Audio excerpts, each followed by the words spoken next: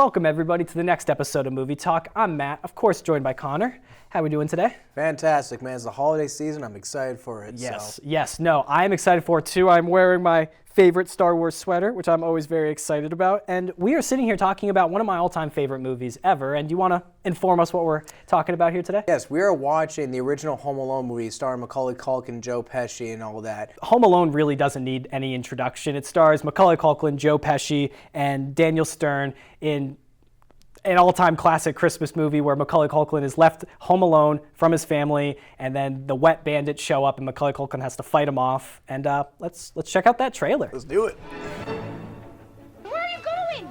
We're gonna miss the plane! When the McAllister family left on their Christmas vacation, Did we miss the plane? No, you just made it. Yeah! they forgot one small thing. Have yourself I've a terrible feeling. Did you lock up? let yourself be light. Do we set the timers on the lights? What else could we be forgetting? Our troubles will be ours. Kevin! Home Alone. Police in the northern suburbs are on the lookout for a pair of burglars who are calling themselves the Wet Bandits. We know that you're in there. It's Santa Claus and his elf. Get off my property. This is my house. I have to defend it. Where's your mother? My mom's in the car. Where's your father? He's at work. What about your brothers and sisters? I'm an only child. Where do you live? Can't tell you that. Why not? Because you're a stranger. He's a kid. I mean, what can a kid do to us? Kids are stupid. I know I was. You still are, Marv. This is it. I don't care if I have to get out on your runway and hitchhike. I am going to get home to my son. Yes! Where are you, you little creep? I'm gonna kill that kid! Why'd you take your shoes off? Why do you dress like a chicken? Gus Polinski, polka king of the Midwest. If you have to get to Chicago, we'll gladly drive you. Hey, guys. Yesterday, he was just a kid. But tonight, he's a home security system.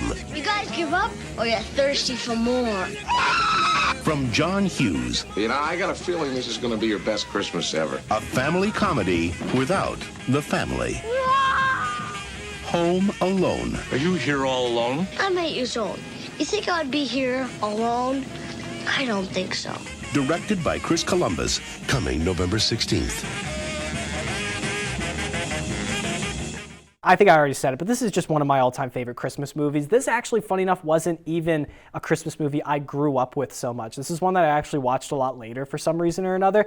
My family's Christmas movie was The Santa Claus with Tim Allen and Elf with Will Ferrell, and those were just the ones we watched, and for some reason Home Alone never came on that often.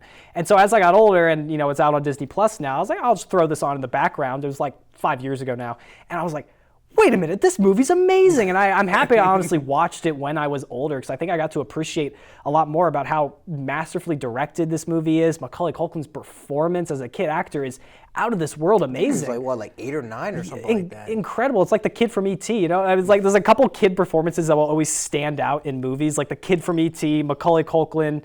There's got to be some other ones for sure. I can't think of any off the top of my head, but I mean, it's just, it's incredible. The kid from Sixth Sense, how about that? The kid from Sixth Sense, yeah, exactly. I mean, there are those core child performances that everyone's like, oh yeah, when you're a kid, you want to be that kid. You know what I mean? Something like brilliant I think this movie does is it really brings you back to being a kid. And actually, I just want to jump right into my first positive, and it is that this movie captures that feeling of being a kid better than any other movie I've ever seen. If you feel a little bit disconnected from the holidays this season, or Christmas just hasn't been the same since you've gotten a little bit older, then please watch Home Alone, because you just watch it again and it just brings you back to what those memories were like to being a kid. And maybe it has to do a lot with that was a little bit around the time we were growing up in that era, and like just the way everything looks. So maybe we feel more nostalgia for it rather than kids today.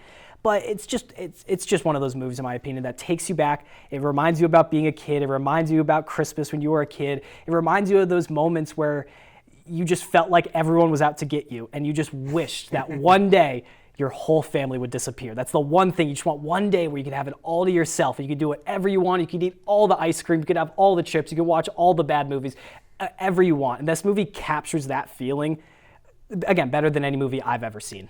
Do you have any positives you want to add?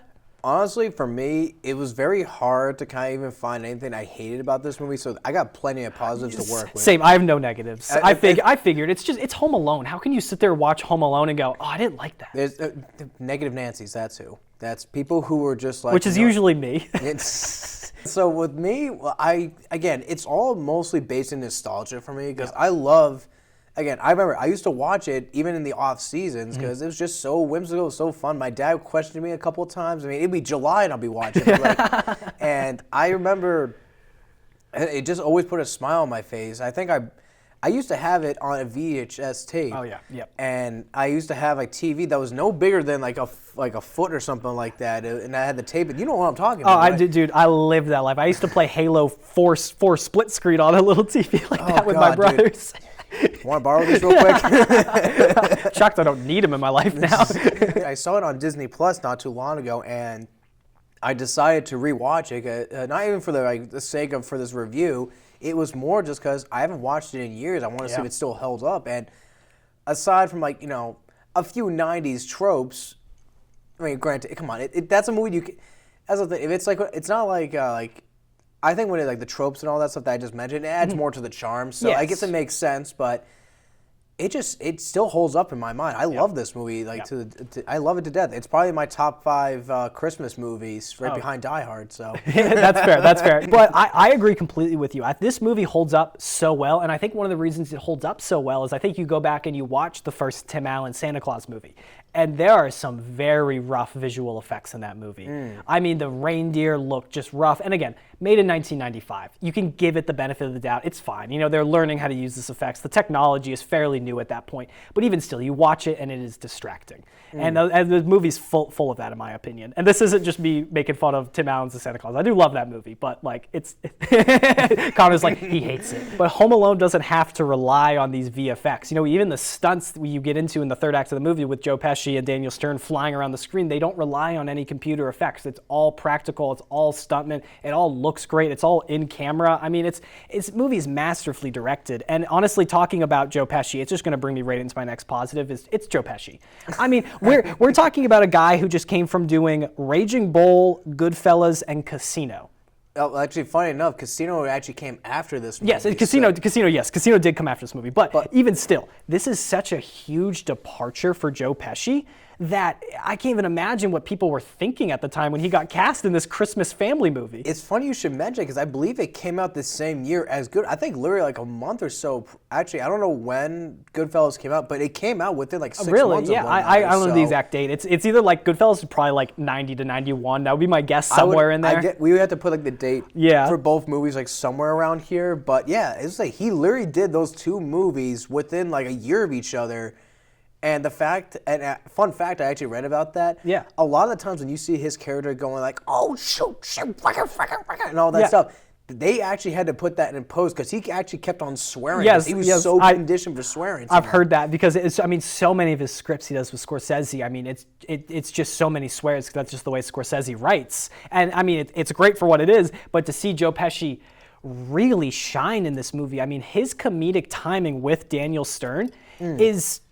I mean, it's one of the most funny movies still to this day because of it. And it's just some of the simple editing choices, the pauses, their chemistry. I mean, just little things that really sell their relationship and that they've been together for so long. And just how dumb Daniel Stern's character is. The wet bandits. Like, that is just as silly as you could get. And then Joe Pesci's reaction to all of it, even though he's also kind of as stupid as Daniel Stern's character, they're just perfect with each other. They make this movie. Macaulay Culkin does a great job, and I'm not taking anything away from him, but if Joe Pesci wasn't in this movie, I don't know if it would be the classic that it is today. It definitely would be a different kind of movie. It's just one of those movies that everything just came together perfectly. Yes. Like, you mentioned like the chemistry between the two. The one thing that always stuck out to me, even as a kid, was a subtle one, even as a kid, because I always think of the big moments, but when I was rewatching it, there was a scene where they're sitting in the car kind of like checking out the house and all that stuff, and then Joe Pesci's character just was like, hey, we should take a look at that, and Daniel Stern's character is just like, yeah, and then he's like, Oh, me? Yeah, he's like, yeah, you get up there.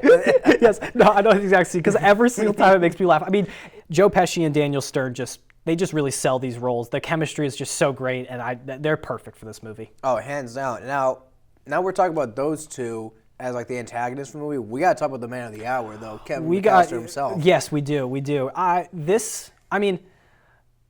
was the 90s. If you were a kid growing up in the 90s, you wanted to be Macaulay Culkin. That was the kid you saw, looked up to, and were like, oh man, I want to steal my older brother's BB gun. Macaulay Culkin, honestly, again, he was the face of the kids in the 90s. Yeah. Macaulay Culkin was the 90s. And I mean, this movie was, this was the highest grossing movie of 1990. Moving on to probably what is my final positive that I've written down here. But it was just how masterfully Christopher Columbus directed this movie. And it's whether or not it's some of the editing choices with the comedy just between Daniel Stern's character and Joe Pesci's character, like just the timing that they have is perfect. And I think a lot of that has to do with directing and editing, but there's just other really simple things. It's the setup in this movie, whether or not it's the fake movie Angels with Filthy Souls. You see Kevin watch it the first time, it kind of scares him. So then when the bandits are breaking in, you see him put it in the next time and how they react to it. So you set it up so perfectly. The old man who's scary, that Kevin is scared of. You set that up so perfectly as this antagonist to then later reveal that no, it's not. And there's so many great setups, whether it's the traps at the end. You know what I mean? There's you see him set up all the traps, and then you see each person, you see Joe Pesci or I always forget the name, Daniel Stern, one by one do all the traps you just saw him set up. So none of them are surprises. You know what's going to happen. You see them walk towards it, and you as the audience go, oh, I know what's there. Like, I saw him set it up. And you know they're about to walk into something painful. So it's just so well directed, and you wouldn't expect it from just a Christmas movie. You know what I mean? I think Christmas movies kind of, this might sound cynical and mean, but it can kind of fall to a lower tier in a sense where it's like, oh, it just needs to be family fun. You don't need to have a great soundtrack. You don't need to have great directing. You don't need to have these amazing performances. Like, to kind of go off what you said about how a lot of Christmas movies come out, they're kind of just, for me, they come and go. That's all it is. But I don't know about Home Alone, but it just sticks. I just want to focus in on just the arc the movie gives the old man in this story, because it's completely told from the perspective of Kevin McAllister. You never at one point see the old man looking at Kevin or anything like that. It's that old guy is completely from the perspective of Kevin. You only ever see the old man if Kevin's there and Kevin's looking at him. So the movie instantly puts you in the shoes of a child looking at this person who you think is just scary. Watching it as an adult, oh, okay, this is just silly. But when you watch it as a kid, you don't know. You're confused by it. But then when you get that scene at the end in the church, every time that scene comes on, I start crying. I can't stop myself. It's so sweet. It is so nice. I just want that to happen in my life, but it's just not going to happen. We're just some random stranger and you just quickly figure out some things about life. I remember watching that scene, and I always wondered another thing too. I guess this considers a negative, but at this point, it's more of a gripe. Yeah. Why didn't the old man just literally just go up to Kevin and be like, "Hey, how you doing, kid?" Well, I think that's exactly what I mean by it. We only ever see Kevin's perspective. He might have. But at the end of the day, we are just Kevin's eyes in that moment. We're not a neutral third-person perspective about what that old guy's actually doing and living his life and just putting salt down. You know what I mean? The kids are going to tell the narrative about what the salt is and that it's his victims and all this stuff, And I just think that's great. It goes back to my first positive about really putting you as feeling like a kid again, but then also giving you this perspective. This movie's so well made, and it's just shocking because it's Home Alone. It's just a Christmas movie, but at the same time, so much care was given to it, and I think it stood the test of time better than any Christmas movie. It still holds up to this day too. Yeah. Again, completely. It has a couple 90s tropes, but outside of that, I could throw it on whenever and just have a big smile on my face the entire time. This is a movie just everybody needs to check out. It's not for kids. It's not for adults. It is for everyone. Everyone can enjoy this movie. It is a family film. Truly a family film, and one of the best ever made, because genuinely your dad will love it, your mom will love it, the babies will love it, the grandparents will love it. Everyone will have a good time watching Home Alone, and that can't be said for every Christmas movie. So I was gonna say, I can't show my niece and nephew Die Hard yet. So. Yes, exactly. I can show them maybe another one of mine, or Polar Express and Elf, sure, but there's something about Home Alone that's just like, chef's kiss. I think that'll do it for this episode. Thank you so much for sticking around to the end, and have a great day.